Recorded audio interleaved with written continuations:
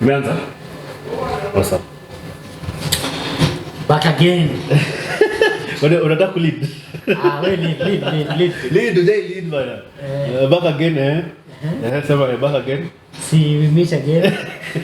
And this is the second time we're doing a podcast with you. The second time? Here? Today, yes. So, you can leave. Take over. What happened yesterday? Uko kilalalala. Jana kuna bash. We don't commission the show. The bash thing. So it's the hangover. Yeah, you're leaving. I don't think ni hangover. I think we got too tired. But then maybe late. Oh. Awesome. Kama mapema. But then we in our 30s. I mean, you've been living life. You realize that you're 30. Time moves fast. We in our 30s, like we in past mid 30 right now, right? Yeah, so there's a guy who says, in your 20s and 30s, make sure you do something. Because once you hit 60, like time really flies. 60, like I'm already feeling like life is flying. Like it's like every you start Monday, then before you know it's a weekend, and the cycle continues. Life is moving so fast. Just the other day that we were celebrating New Year for 2021. Yeah. Now we're in 2026. Can you imagine? Like it's moved so fast, and that's 5 years later. So and we are almost in June.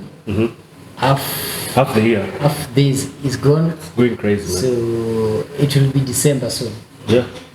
The funny thing about it is you feel like life in a move fast, but you're also excited looking forward to the weekend. You're also excited looking forward to December. Yeah. Yet every time it moves that fast, it's like you're getting older and older and older. You're nearing your grave. They say you're nearing your grave. So it's weird. Should we be scared of grave? Like it's part of life. They say every man must die, and will die. They say it's inevitable. And maybe death is a relief. It's a relief from what? From this life, like from taxes and from bad governance. Life is a blessing. There are things in life is a blessing. Like women are blessing to in a man's life, right? Okay, I can say so.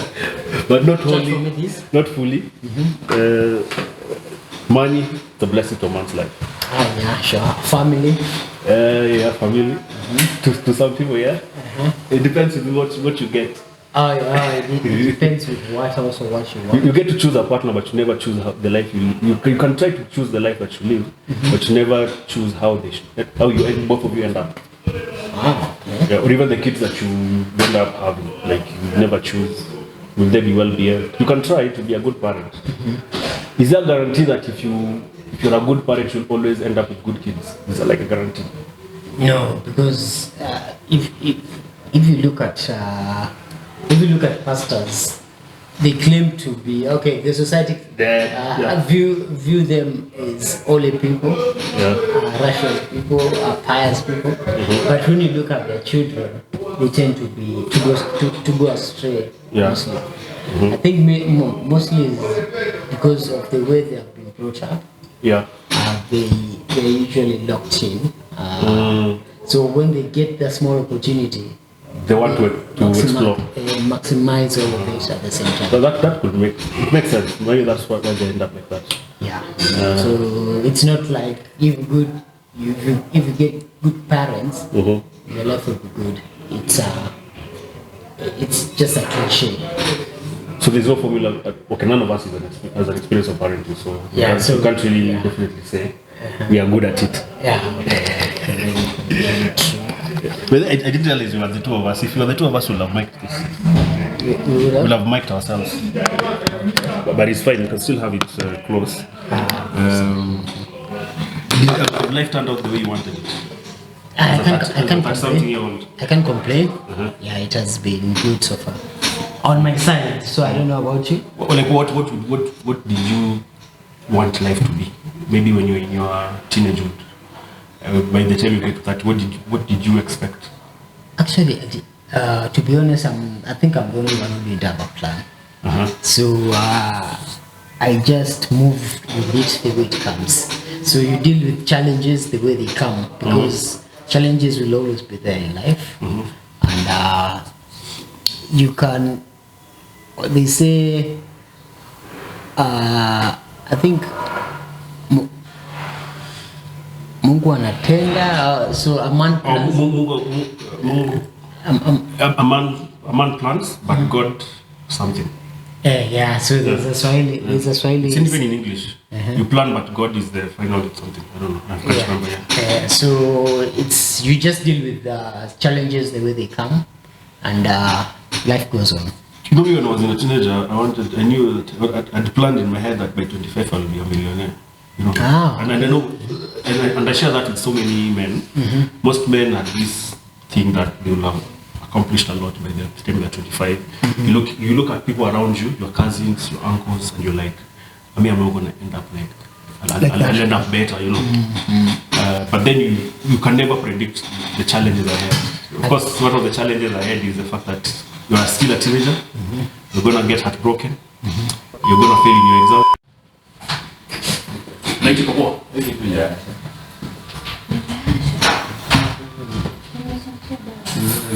Gabriela nifunge mlango gani?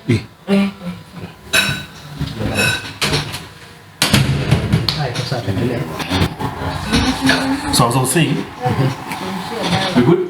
So as I was saying, I thought when I was a teenager, I thought I would end up being a millionaire by 25. Wow. And I realized that most men have the same kind of thought. That we call them dreams. It's sort of like a conviction or a dream. I don't know, but eventually it's like you make plans without knowing that what challenges that lies ahead of you. So just assume. We always have this bias as humans that me, I'm different. Me, I can be better. I can do, sure. It's like telling someone, you know, one day you're gonna die. You're like, you cannot even perceive it. Like you're gonna die, and then you start becoming curious. Death. What happens when you die? So you start choosing your.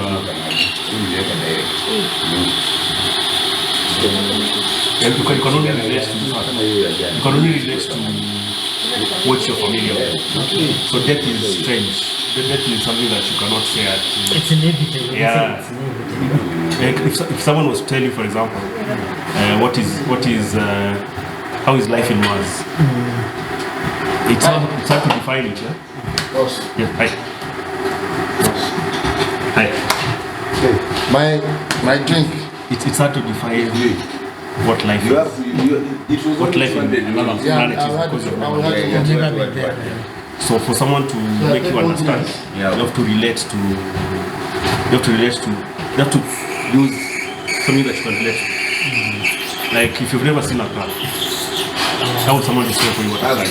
It will be something hard to describe. Because take for example, you lived during the time of Jesus. Yeah, some of you. And then someone came with a car, and there are only donkeys, camels. So people will be shocked. Yeah. So it's they say time is the constant. Yeah. So people tend to say that we are matter because of time. We are who we are because of time. Because they usually say if you put maybe a moving object and speed it more faster, it tends to disappear. So because of If you do what? if you take a moving object, You spin it up. in a screen, fast, You like won't the even speed. see it. You will see, yeah. Just white. Yeah, so it tends to disappear. Yeah. So that's time. The movement is time from one place to the other. Time travel. Hence time travel. I can't really say it's travel, but it's something like that. That angle. Is it easier for you to explain life looking backwards? Like if you sit and say, okay, because you know you cannot tell the future. So when you're young, you could only hope and dream. And is it possible now for you to explain life looking backwards? Backwards. Because I believe. Well, this is very philosophical. So, Yeah, but people can learn from the past to know what is coming in the future. yeah. Yeah, because like it's not like people will be here forever. Yeah. There's a time where maybe I think, according to me, this is my opinion. I may be wrong. Tell me your opinion. It's a revolving cycle. Yeah. Yeah, so there's a time which will come. This world will be done with, and a new one will come. Yeah. Yeah. So, and when it comes, people will not like have what we have now. They will have to start again from scratch. Maybe being farmers. So you think our cycle will end and then other people will start another cycle? Yeah, another cycle. Yeah, another cycle will come. But where is that coming from? And I think when they say God will destroy the earth with fire, it doesn't really necessarily mean fire. It can be nuclear bombs. You see, people can start a war and then that war eradicates most of life in Earth. That's fire. So you're saying it's coming already because Iran No, it's not even about Iran. This is just a cycle, but maybe there's that big war which can come, which the Christians and the Muslims believe in. So nuclear, is it nuclear war? Because nuclear war is not about religion. I'm just wondering if it can be triggered by anything. The only war that currently the war that you're having is about economics, right? Yeah, sure. So the religious wars that there's a time we thought there will be religious war, but I don't think it's likely because things have really changed. People have become more closer to each other than away because of globalization. Oh, okay. So right now, if you even look at people are less religious, less radicalized as compared to before. Because I meet Muslim ladies. They don't even follow what you call it. The deen. The deen of course, men will play both sides. Okay. Back then, nowadays, the women are also doing the same. Oh, okay. I mean, I think the world is changing. Yeah. And even Christians don't even. It's really hard to find Christians who are staunch Christians. Very few. Because I think Christianity came from Europe, right? Christianity came from Europe. No, it was introduced in Africa by Europeans. The Europeans, you can say that. But where did it come from? People can say maybe it came from the times of Jesus. Maybe others say from the Romans. Time of Jesus, there was no Christianity. Yeah, there's no. Yeah, I'm saying other people think like that, but I think it came from the Roman empires. Yeah, the Roman Empire. The Roman period. Yeah. Yeah. So and then it was introduced to different parts of the world. It's called even Roman Catholic, right? Yeah. So, but the funny thing is, the Europeans themselves have had stories from people who have gone to Europe. They said the Europeans themselves do not even follow the religion. They don't. They don't go to church. They are not that deep into it like us Christians. You see, and then you find a Christian who claims to know more about Christianity than the people who brought the Christianity itself. You have experience with Islam. Do you think there are Kenyans, black Kenyans, who claim to proclaim more Islam than the Arabs? Are there cases like that? Okay. Can a Muslim man be more Muslim than an Arab Muslim? I've never had such cases. It's also a hard question to answer, but according to me, they don't look. When it comes to Islam, it's maybe I don't know about Christianity much, but it's not about the race of the person. Oh, it's not about. It's about humanity. Yeah, it's about. They tend to look at it as it's in the religious base. It's in the religion based. It doesn't discriminate where you are from, but of course you'll find someone who claims to be more Muslim than the other because of the way they look. You know, I was a Muslim for 1 week. One? I became a Muslim for 1 week. There's a time I was practicing Muslim for 1 week. Islam, like doing even the shushud. And Then what at the happened? time, the person who made me revert, told me that I'm not converting to be a Muslim. I am reverting because Muslim believe that when you are born, you're born a Muslim, and then you backslide. Then now when you convert, you're reverting back to. Yeah, that's true. Yeah, that's one thing I learned back in the day. So if it was, I remember we started when asking about 35 when you got into mid-30s. So in terms of experience that you've accumulated, mine is at least I became a Muslim for 1 year, for 1 week. Because I was brought up a Christian. I think I become smarter. You can choose your own path. Yeah, I can. The best way is to choose your own path. Do not let your parents or your grandparents or your friends or your family dictate how you for live your you. life. Yeah, you have to look. Oh, is this the right way? You take it. Do you know what dogma is? Dogma.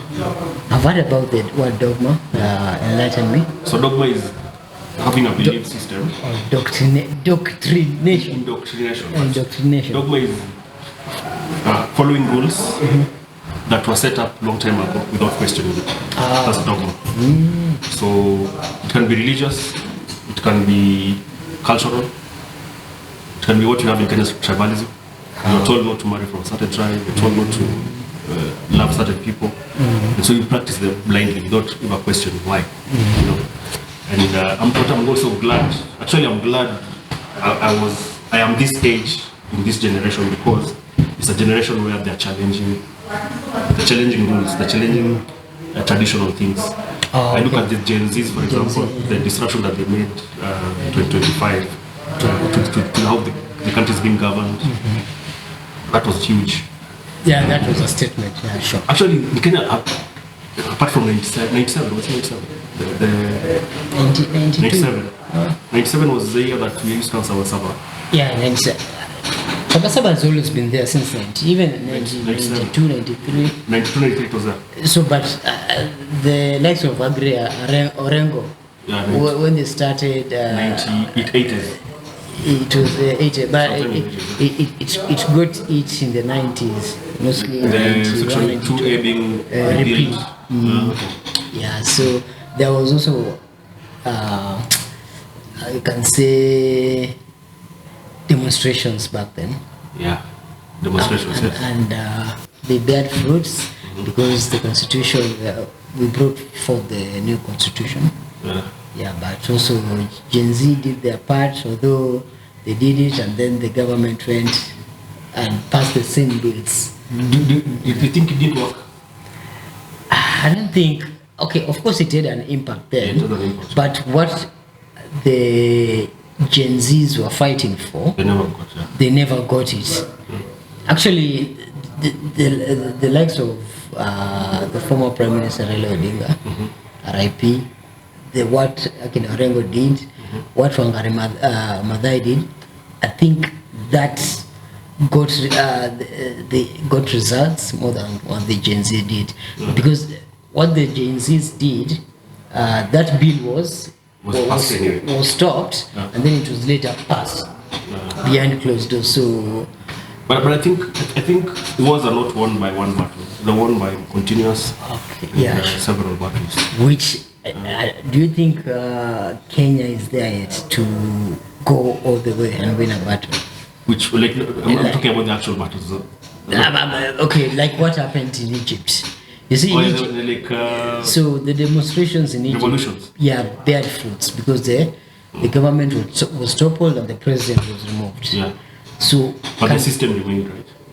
Okay, even if the system remained, people felt like we have accomplished what we started. In Kenya, do you think such a thing can happen? Yes, it will. Remember, anytime there's a demo that has an impact, there's a seed that is planted. Okay. So the coming generations will keep on pushing. It's a build-up. It's not the reason why Africa was given independence. It's not because they fought one war. You have to fight several wars it's human nature to always resist. But did we really gain independence as a continent? Because when you talk about independence, Yeah. So independence I'm talking about is self-rule. So there's Yeah, the self-rule, self-rule, yeah, and then okay. there is economic independence, which we never got. Oh, okay. But I think it will come with time. I think things will keep on changing. These are wars that are won slowly because it's systemic. So systemic things you cannot replace them by just asking, "May I please?" Oh, you have to fight for it because there are people who are benefiting from those systems. If I walk into your office right now and say, I'm removing you from where you normally sit and you're moving me somewhere, and maybe the reason why you're sitting there is because of the sun, will you just say, yes, I'm going? Yeah, so there's human beings, when you try to get them from their comfort, they'll always resist. Look at kids, that's what they normally do, right? They always throw tantrums, they always fight back. You try to force them to do something and they're not choosing. So the same thing, anything systemic, we'll have to fight for it and it will take time. It might not be within our generation. But anyway, okay, let me ask you, if we were to remove the systems that currently are there, what do we replace it with? Because what kind of systems do we have? We have capitalism, we have socialism, and how do you get there? You get there through dictatorship, authoritarianism, sectarianism, or democracy. So question, which one will you pick, how to get there, and what system will you replace with what? Because all of them have different outcomes, advantages and disadvantages, right? And as a human, there's something that will work, and then after a while, the people won't like it because it will favor others over some other people. It's human not to be satisfied. So I think as much as we are fighting for something, we just have to realize it becomes a cycle. Oh, it's a cycle. Because I'm sure the guys who enjoy the democracy that you're working towards, but they don't like it. They want something else. The same way, there are people who have tested all those systems and they're trying to come up with new ones. Okay. So I don't know what you think, but that's what I'm thinking. The human psychology, the human being, can never be satisfied. Yeah, they're never satisfied. I think many of the politicians, not just in Kenya but around the world, get into politics to benefit themselves. Yeah. Because the biggest company in our country is the government. So if you want to make more money, You have to join the government. you have to Align. work to work with the government. Yeah. Like that being the company which pays you. Because there can never be a bigger company in a country than the government. Because any company around in a certain country pays taxes to the government. So in return the government gets more richer and richer. So in terms of systems, I don't think there's a right or and a wrong system, but I won't advocate for dictatorship because, I mean, the disadvantages are more than the advantages. Yeah. Of course, maybe someone can say, oh, a dictator, we need a benevolent dictator, someone who will push us forward. But what if that someone does not really want to push us forward? He wants to take, It's a gamble. yeah, so he wants to do things its own way. You see, that's why everything topples. Yeah. So talking about independence, people say there's a group like everyone knows about. It's called Mau Mau. So they fought for their land.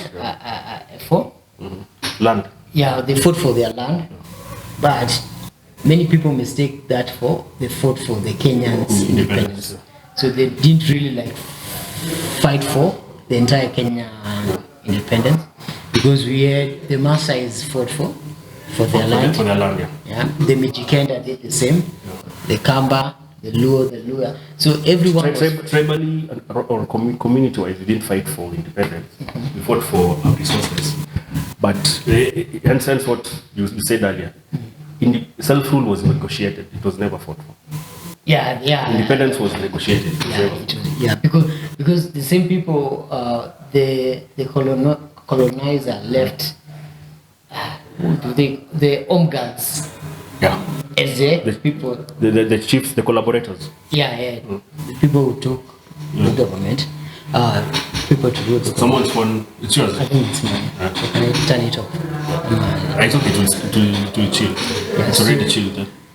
So like when the white man left from Africa, he left the old guard.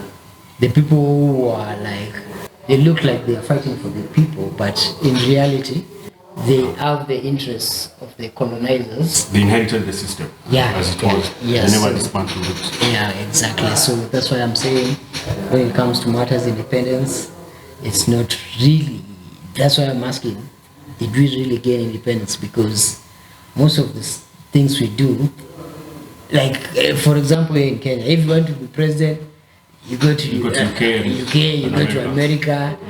For you, why are you going there? Yeah. For them to approve you first. Yeah. If they don't approve you, you can't really be the president. True. But this is something which happens behind the curtain. So many people don't know about it. So going back to 30s, Mwalimu wa math alikuwa right. Okay, it's not, according to me, it's not really about the teacher. I'm just asking. Because all of us, we had teachers that would predict our futures. They were prophets.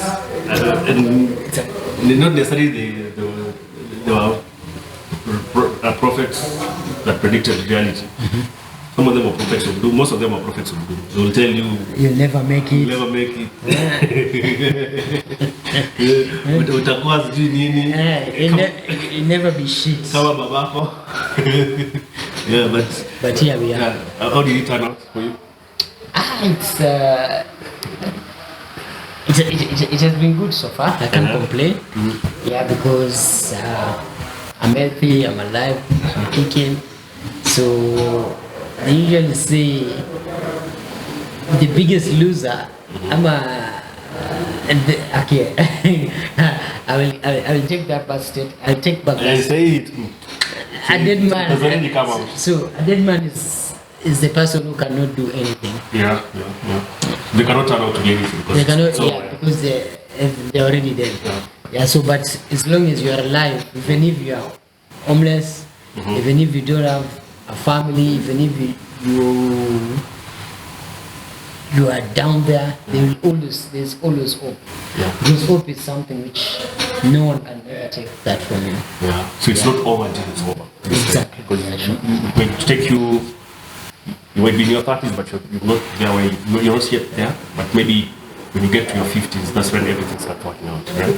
Actually, they say the KFC founder. Yeah, KFC founder. He started that company when he was Sanders. Sanders. 60 something. 67. 50s or 60s there, but Yeah, so advanced picture. yeah, you can see. So it's not about the time. Usijifiche. Kamera itakuona. It's not really about your age, Ama. It's about your purpose. It's a dog. It's the dog in the underdog. Yeah.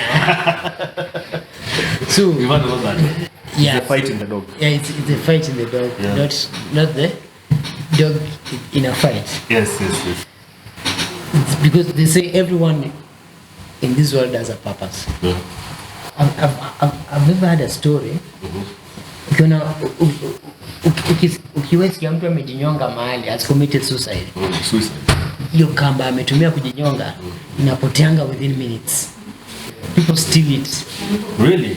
Yeah, because wanachukua they take. Unakubali hiyo kitu? Unasema tena. Unaona kamba ya mtu amejinyonga inapoteanga very quickly. But now if mtu akishajinyonga hapa, you won't see that kamba again. No, someone steals it. That's how the person who has taken it anachukua hiyo nini yako, anachukua hiyo purpose yako ilikuwa in life. Yeah, that's our story. So everyone in the world has a purpose. So that's why it's not advisable. So no matter what, never commit suicide. Could it be whoever steals hiyo kamba is the one mwenye alifanya hiyo msakaji? Kwa ipanga. No. It's no. No, because why would you steal it? Because unajua purpose ya huyu msee, you wanted like Mundo kwa picture, you take his place. No, it's actually according to what I've heard, watu wengi wakienda kujinyonga hakuna mtu anajuanga. It's only them and their conscience. So hiyo point inatoa hiyo point yako ya ati huyu alikuwa anajua wewe atajinyonga ama huyu ndio alifanya inakuaga like riziki yako. Unaona kile kenye umeandikiwa utakuja kuwa maisha. Riziki ni nyumba. Riziki is shelter, right? Riziki is what? Shelter. No. What is riziki? Your daily bread. So ile like your purpose in life. Unaona ile purpose ungekuwa. Tuseme wewe uko hapo nadhani mimi sitawahi kuwa anything but unashtuka in your 50s you even become a minister or president. Unaona? So it's never advisable for someone to kujinyonga. But you know, committing suicide is more spiritual than mental. Because you know what alikuwa na case of mental health, or maybe his spouse was screaming for help, but it is more spiritual than. Yeah, because they say life is spiritual. Yes. Yeah, so sure. committing suicide is very spiritual. Now, ukichunguza sana, you find it runs in the family. It runs in the family. Yes. Haitokezani tu out of nowhere mtu amenani. Na ule mtu wa kwanza kwa hiyo family kujiua ili run kutoka wapi? Ule mtu wa kwanza kwa hiyo family, kwa hiyo family lineage kujiua ili run kutoka wapi? Second, spiritual, maybe inaitwa nini? Maybe he need follow their family traditions, or maybe ile kitu tumeongelea the previous episode mambo na uchawi. You see, until someone commits suicide, I always believe kama ni uchawi, it is a spirit sent to you. Hata kama haiko kwa family yenu, but maybe not direct family, but maybe my auntie, my uncles, cousins, so it is always a spirit sent to you. You self-neglect yourself. You don't have purpose, unajichukia. So eventually, like the more you hate yourself, the more you want to get rid of yourself. Oh, okay. So it's about hating oneself. Yes. Self-hate. Self-hate, no. So it's either imposed or spiritual or traditions. Okay. So it's not something which is advisable, but it happens. Yeah, we're in the world where you kama ni polisi wanachukua kama evidence basi. Polisi hata waipa hiyo kama before polisi afike hiyo kama ipatikana kwa simu. Kuna watu wanajua hizi vitu like wana kupata mtu hapo hivyo amejihang. Tunamsema. Si lazima Sima ni instinct kuja kumtoa. Of course ashakufa na makasha kufa tunamwacha polisi wanakuja na mtoa. Polisi lazima wakuje wapate mwili na hang hapo. Mwezi mtoa mweke chini kabla polisi waje. True. Yeah, this. So who steals it? Family. Si kuna watu wanatuma mazinga wangu sana. It's driving to the point here. Ni kitu umerusha, it is a spirit sent to you, it is a demon sent to you. Unataka kujiua. Na mwenye anakutumia hiyo nani jini, rather anatumia hiyo uchawi. Ni mtu mwenye alikuwa anajua papasi yako already. You see, it's really connected to the episode we were talking last time. Si kuna watu mwenye, they can read the palm of your hand and they know your future. Yes. The future. So ndio unapata ni antiwa pende mango na baki. Huyu atakuja kusave familia yao. So because wewe ndio Savior. The savior, let's get rid of him. And hata pokea sumu.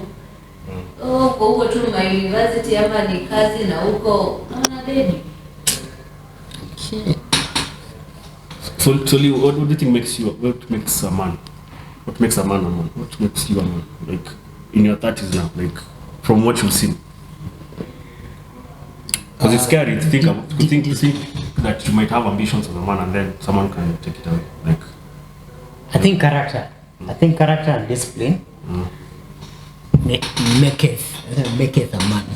So that's what makes a man. So a man without character is not a man. You can't like achieve whatever you want to achieve. Character, I think character is everything. Yeah, so because with character you can get.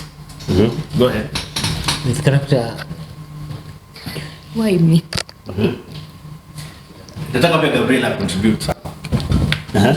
So with character you can get consistency of whatever you want to do, and you can achieve more because people, when a person looks at you, and then character also gives trust. It brings trust in people. Because if I deal with you and later I discover your character is not good, I cannot trust you, I cannot do business with you. Because character at the end of the day, it can make you make money. But who comes up with this template? Like, no, this just it has always been there, even in the old, so Hitler was not a man. No, okay. Me, I believe the likes of Hitler, Idi Amin, Mussolini. No, let me talk about Osama bin Laden. Yeah, these are people who walichafuliwa China because the system. Okay, this is my point. So okay, it's okay. So staki kesi. So when you look at Idi Amin. Yeah. So what makes you a man? What character? Yeah. Now let me ask you again. Who comes up with these templates? It's okay. The template. Who came up with this template that this is what makes a man? And why should we subscribe to it? The template has always been there, according to me, since even before the Europeans. You don't know who Shimoli is? You know who Shimoli is? Shimoli. Okay, no, I don't know who Shimoli is. Shimoli was someone popular in the 90s. Okay. Shimoli was from? He was from? He's Kenyan. He's Kenyan. Yeah. He was arrested. He was arrested. He had been arrested in almost every big maximum prison. Okay. He'd been there, and then eventually the police killed him. Okay, why? Because he was a highway robber. Okay. Yeah. So, is he a man? So his character was not right. Yes. So that's why I want to answer your question. And I want to where this template comes from. I want to make it clear for me what character. Exactly. If I don't follow the template of the society, then that's what I'm going to. I'm less of a man. So I'm saying character because I'm saying it was there even before the Europeans came. Yeah.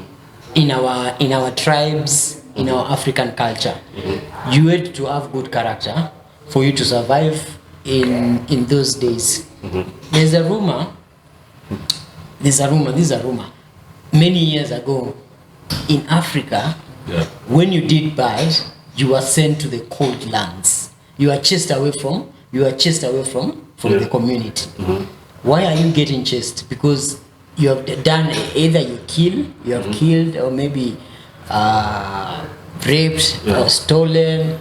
So such things. So a thief. A thief is a less man, or because of you see why Shimoli was killed because of his character. So then why use the word bad man? Why use the man after bad? He's still a man. It's only that character now. His character is bad. Let me say so if it's about character, then there's another word before man, which is bad or good. But still the man remains. Okay. So now that's why I was asking what makes a man. We'll go back to that. Gabriela, yes. What do you think? What makes a man? Yeah. That's how we're going to represent my gender. Yeah. You got it right? Nataka niuliwe. Hakuna mtarakuwa. I think I would say number one, being authentic to yourself. Just be real. Come as you are. Or rather present yourself as you are. Kitu nyingine, self-awareness. Yes, as a man I believe you should be self-aware, especially in your 30s.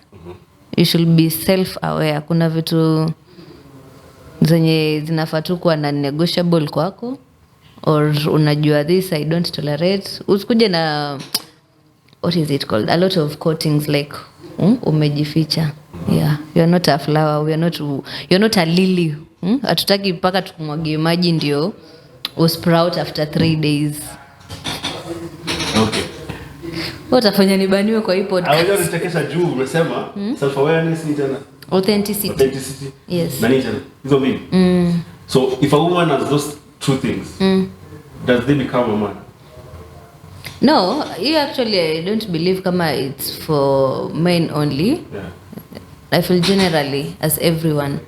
But now me I'm curious to know what makes a man a man. Like why would you say this? Apart from the unaona mtu anasemanga huyu jamani manly ama huyu jamani is a man, be a man. Mtu anakuambia man up. Oh, man up. Be a man. Unajua? Because already ameona hiyo kuna kila kitu ya kiume lakini bado anakuambia man up. Why would someone tell someone like that? Because it means there's another definition of what a man is. But sasa unajua, I would say that is the societal description of, or rather expectations, when they expect you as a man to behave. The society expects the man to do what? Ukae strong, be a man, ukae strong. Like you men are, what is the word? Muko structured not to express your emotions. Yeah. Which is very wrong, by the way. As much as you are men, you are also human beings. You can smell, you can hear, you can taste, you can walk. So allow yourself express your emotions. Whichever way you know best. Kama utajifungia kwa bathroom ukilia, but si lazima ulie.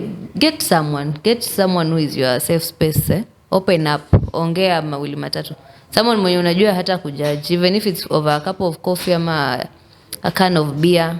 Yes, do not let the society corner you people. Unaona hizo sasa ndo zina lead to suicide. What will be your perspective of a man you like, and then all of a sudden kwa kona unamwona akilia? What will be your perspective? Just from afar. From afar that nani, if I see a man crying, number one, I will applaud you for allowing yourself to express your emotions. And then after? And then after, I may want to know. Hata kama sita kusaidia. You see, they say a problem had is a problem half solved. So nikusikie tu. Maybe unalia container yako imekwama huko port. Sina hiyo 1M. Sijui mtu yote clearing and forwarding. Sijui mtu yote wa gava mwenye tunaweza mhonga. You see, but you are expressing yourself. Useme by the way, niko na hii shida, maybe biza endi poa, gari yangu nimeshindwa kulipa insurance. Si mnatakanganyia shida zenu ziko hizo kubwa. If the reason is not something kubwa, if the reason is something like what? Love? Mundane, something. Example. Amegongwa na stool. It's okay. It's okay. It's okay. Nitakwambia kama vile mtoto, the stool was on your way. By the way, it is okay. Mimi hata always say, growing up I've not been around so much men. Like sijakuwa na, from our home we are so many women than men. But I always want I always want to know what men experience, what like nataka kujua ni nini huwa inawasumbua. You understand? Sometimes mnaweza kufikiria ni hizo shida, the manly problems, but ni hiyo kitu ndogo kama hiyo. You feel? Maybe hata ni charge yako haicharge. So instead of ustressike, see, get another charger. Offer tu kwa jirani. I mean, there's no harm. Ukiomba kwa jirani charge, ucharge simu yako and then as you sort yourself out. I'm in a point where I believe if something is out of my control, haina haja ni stress by the way. So go sleep. If you handle your stress by sleeping, go sleep. If you handle your stress by cleaning up, wewe ni mtu OCD unataka upanguse mpaka you want to uchukue hiyo pack ya toothpicks uzihesabu one by one. It's okay, do it as long as usiweke hizo vitu kwa akili. You understand? Too much stress ndio inatupia anxiety, una fall into depression. Go out, even if it's for a walk, nenda gym, go for a stroll, get a few friends. Angalia kama ni documentary ama do whatever. Even if it means getting a bowl of sugar urambe tu yote mpaka tu usikie tu uko sawa. Do it as long as it is not in your head like niko na shida fulani. Yeah. Okay, you're unpaid therapist here. It's fine because I think we always it's interesting. We have a picture of what a woman should be and what a man should be. My strong opinion about being a man is ufai kulia ukiongwa na stool basically. Yes. Yeah. And a man should not be seeking hugs. Should not be seeking hugs. Seeking hugs. Because of any reason, like a man should be going against barriers, challenging themselves, working towards achievements. You get your definition of a man is be soft. Yes, please. Be willing to tunapenda kuona hiyo. Okay, be do not to be vulnerable. too soft, eh? Be willing to be vulnerable. Yes. Why you putting that caveat there? That ka? Don't too softy. Society itakujudge number one. But why did you put that caveat like too soft?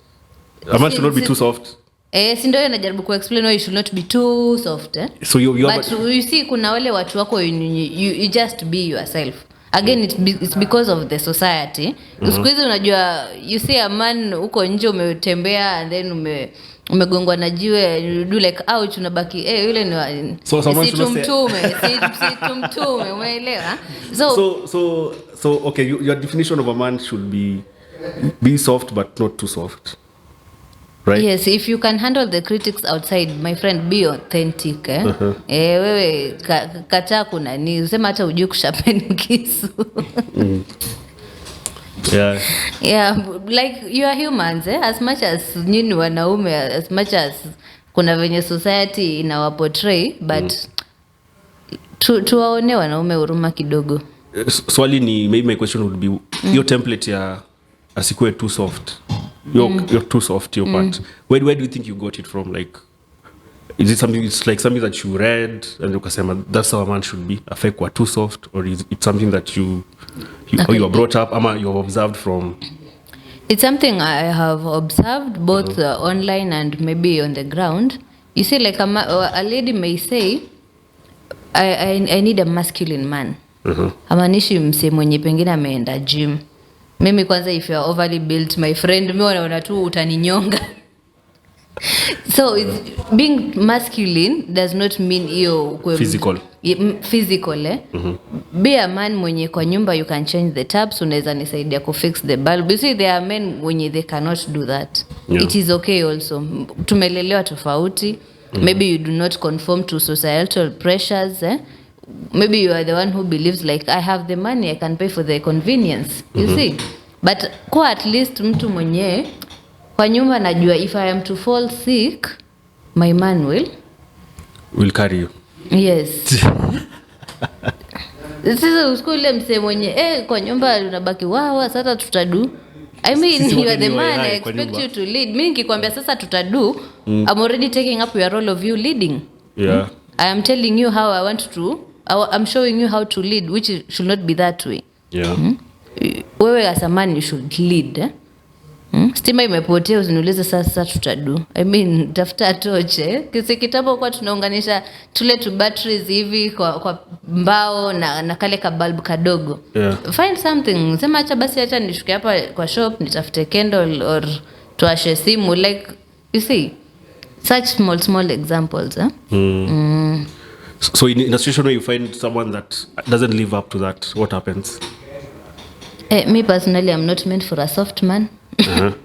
Nitakukalia watu wa kwenu watanichukia bure. What is soft? What is soft? What is soft? As you answer, maybe. What is soft? What is a soft man? A soft man, in my definition, I'll say a man that cannot say no. Okay. I believe wanawake huwa tuna ile tendency ya sometimes you do not actually want to do that, but you just want your man to say no. Umeelewa? At least sema kanoka moja. Si eti I want to hang out with my friends. Okay, go. Sawa, allow me hang out with my friends, but so wakati mwingine uniambia si umekuwa na wao tu jana. I mean like why are you always the one going out with them? Mbona wao wasikuje hapa? Yes. Umeelewa? Like kwa nini wewe saa zote ndo unafanyia so and so favors? Does she do any favors for you? Or why are you always the one na ukigift your girlfriends but hakuna siku nishakuona hata na bouquet or even a sweet useme by the way I got this from my friend, you see, like even small instances. Yes. Yeah, so it also reminds me about Kipchoge. Kipchoge said the strongest words are saying no. Like when you umesema hiyo point yako ni vizuri sana kusema no, because the world is full of people want to take advantage of others. True. Yeah, so it's a very good point. So Yeah. sometimes We say no is a complete sentence. Haitaki explanation. Yeah. Okay, but then what's the is there like a middle ground to all this? According to you, like if being a man is being able to change the bulb, being able to take care of the woman in terms of like if I'm sick, you can, you have someone who can depend on. Being able to say no. Is there like a middle ground so that you don't find someone doing too much? Yes. And someone doing too little. Yeah. There's a middle ground, especially if you're in relationships. Ama even too as in a house, you have boy children and girls. Usifanye the girls do doing the house chores. Let the boys also help. Uko na a garden outside, let the girls also help to fanya hiyo gardening. It's a life skill. Si lazima ujue kila kitu, na again usikae in a place where you cannot do anything to save yourself. You are a man, your wife is not in the house. Umezoea, you always bring in a cleaning lady, you order food, like hawezi hata jiboilia mayai. So uko hapo hivyo, maybe your wife ako hosi, or maybe she's traveled. In a situation tu umeachwa peke yako, like you cannot do a small thing that is just survival to help yourself. Yes. So I believe ndo hapo hivyo kwa na middle ground. Mko kwa nyumba, as much as you have money, msaidie bibi kukata tomato. It is okay. You as the lady, jua hata kubadilisha. Okay, mi pia sijui. Oh no, bulb I can. Bulb I can, jua hata parts za gari, ujue bonnet iko wapi, ujue kuangalia hiyo oil filter. Mimi sijui by the way. Yeah. badilisha tire. Badilisha tire hivyo. So but about the middle ground thing, kwa relationship there must be one person who puts in more effort than the other. Do your relationship work? Because kwa relationship there are givers and there are takers. Who are the givers and who are the takers? Inategemea. The female can be the giver, ama kwa relationship ingine the man can be the giver. So most relationships kwa world unapata hivyo, so haiwezi kwa 50-50. But sasa don't you feel in a place where the lady is the giver, like yeye ndo ana contribute sana either emotionally, socially, financially, uoni kama the man will feel inaitwaje, underestimated or undermined or the man will somehow feel inferior, lose control. Kuna relationship kama hizo hapa Kenya, so maybe mnazijua zinakuwaga online. So okay, but projects online one is scripted. It's something I can't advocate for, but I think it comes down to money. Unapata huyu mwanamke ndo ako na pesa, so huyu mwanaume amewekwa. Unasikiaga ile wewe kama mwanamume, kwa nini unawekwa? Unajua ukiwekwa either way, either as a man or as a lady, utatumika tu vibaya. True. Yeah. But then what happens when I think it's what happens when you hard work, then you lost it in the middle of a relationship or a marriage. What happens? Will it be now unawekwa? And maybe job takes you another 10 years or 5 years to get on. In case of a loss of a job or either two, maybe you got sick, contract imeisha, I mean maybe ulichukua loan and then here you are being auctioned. It will, how you move forward will depend with how you started the relationship, on what grounds you started the relationship. Kama ulianza as a man, you are stingy to your wife, trust you me, this woman is going to revenge. Yeah, it's guaranteed, eh? Very much guaranteed. Huyu mwanamke ata revenge, it's like it's now my turn. So wewe utaishi hapa hivi on my terms, eh? Na sasa hapo ndo mtu ataanza kusema bibi yangu amechange, my woman like this, but you see alikuwa tu anaobserve hiyo time, maybe she complained akaona hakuna change, and then yeye alibaki tu hapo. So unaona huyu ni mjinga, na mwanda mine I'm belittling her, but she's still here. Trust me, she's just waiting for her turn, and it eventually comes. And I believe the opposite is also true. If you also started it on, si lazima ukuwe na mingi, but ile kidogo, ile kidogo yenye unajua, I got this sandal for my lady, I got easy socks for my man. In case the other party loses, ama may downgrade in life, I believe you will soldier on, because this is a relationship that was built on trust, that was built on equality, that was built on communication. Usipia communication, wewe uko na pesa, huyu mwanamke hizi niambia kitu, huyu mwanamke hizi ni advice kitu, huyu mwanamume mimi ndo kusema hapa mimi pesa yangu ndo itaniongelelea. The other party will want to revenge also. That's crazy, cause society. Okay, so because I'm going back to that role of, and I think as a chick you've observed it. Most men's confidence iko pegged on economical gains. Yes. So when a man is struggling economically, you will know confidence yake iko very low. But you know, there are ladies who know their men are struggling economically, and they will not show it out. I can give you an example. I have a couple that I always look up to. I have known them, I think, ever since maybe I was 8 or 9. I was so young. The lady knows me, I think, kwanzia time maybe I was 2 or 3. But sasa mimi kwa my mind, I remember like the moment I got close with the lady, it's the time she was pregnant with her daughter. They have one child. Ako form 2 of 3 saizi. Yeah. Thank you. Sasa, this lady, right now they are rich. Rich, they have a very beautiful mansion. Beautiful one in Coast Diani, actually. They have rentals. I believe wakona some land hivyo. For like the past 3 years we have not been in constant communication, but it's someone that I know deeply. And there's a time she sat me down akaniambia, you see the time that you are knowing me when I was pregnant with my child, I'm the one who mwenye nilikuwa na pesa. My husband didn't have any.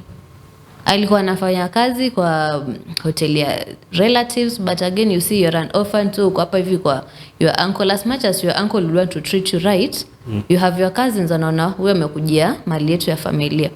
But it is the lady who will shield the husband. You see us, mimi like me nimekuja kujua years later. Like she's the one who had the money. Aliweka secret to protect the relationship. And you know, saizi wako na hiyo pesa. This lady does not work. Bwanake alimwambia kaa kwa nyumba. So they have one child mwenye ako high school. But mama anakaaga hivi na atafute house help. So hata any moment umekaa kwake, unaamka saa 4 saa 5, enda kitchen kulisha tayarishwa breakfast, and it is proper English breakfast. Unakule breakfast and she's like, ingia shower, let's go shopping. Twende tu tukazurure hivyo. Umekaa hivi kwa nyumba mmeboeka, sasa tutakunywa nini hivyo. I think hata they have like a mini bar in the house. You see, I believe kama sasa looking from their circle of friends, this lady's circle of friends naweza sema yeye ndo ametajirika wa mwisho. So the friends would also undermine her. But you see, when they were building their first house, they bought an already built house. So mtu alikuwa anauza at a good price yenye they could afford. And by the time they were changing it, it was all the lady's idea. Ana pitch the idea to the husband anakataa, but he goes sits on it after 2 days, unasikia by the ile idea yako ilikuwa naona kama inaweza work. So their first house ilikuwa ni zile single rooms za cost, you know venye nyumba za cost hujengwa. So this bila mlango.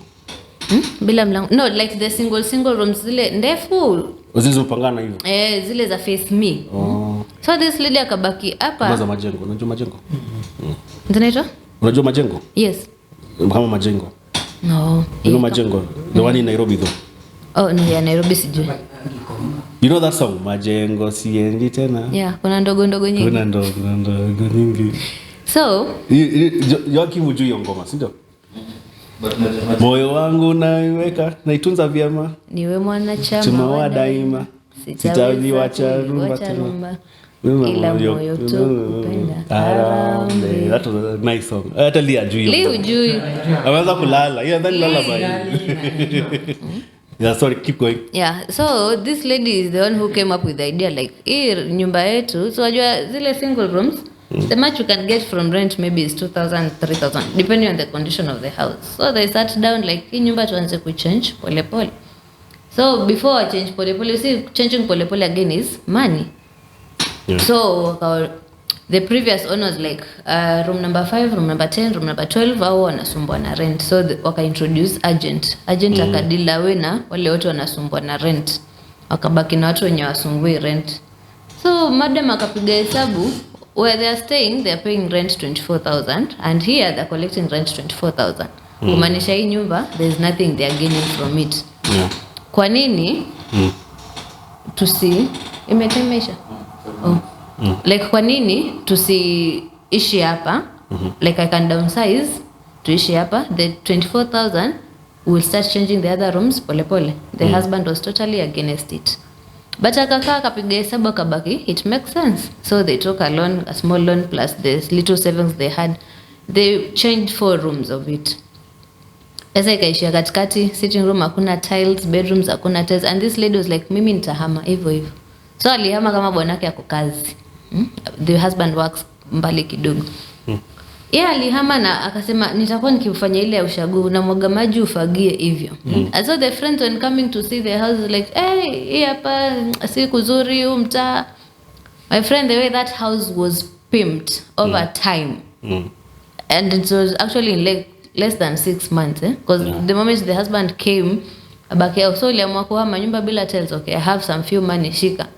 Dema amepewa pesa hivi, aliniambia twende hardware tununue tiles, already akona mafundi wake on standby. So that is how they progressed mpaka sasa we see the friends that were undermining her because like sasa show us your ways. The men are like, uliamini aje bibi yako na pesa? Me, my wife, I cannot. But that's like 1 in a million. Hata unasikia hata mabishi wako wanasema that's like 1 in a, like how many it's so hard to find people like that, like it's rare.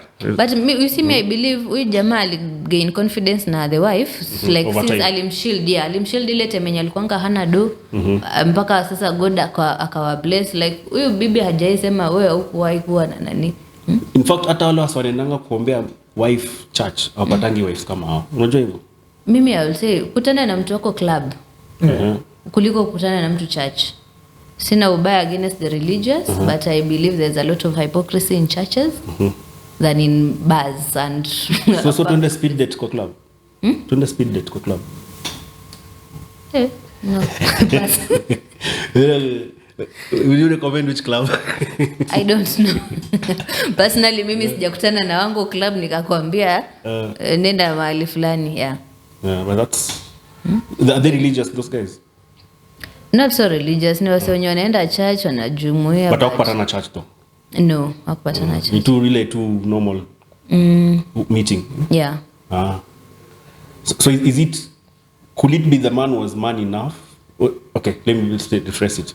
If the man was weak, in quotes weak, or not even in quotes, if the man was weak, do you think the woman will have responded the same way? Now, allow me, Nani. What character of a man make the woman respond the way? Allow me replace the word weak with intimidated. If the man was intimidated by the lady's money, then I don't believe kama wangefika hapa sahi. Oh. Yes. You see, there's always that aspect of intimidation.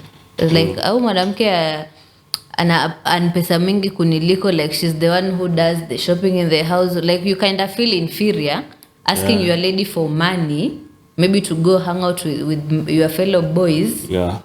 What about arrogant?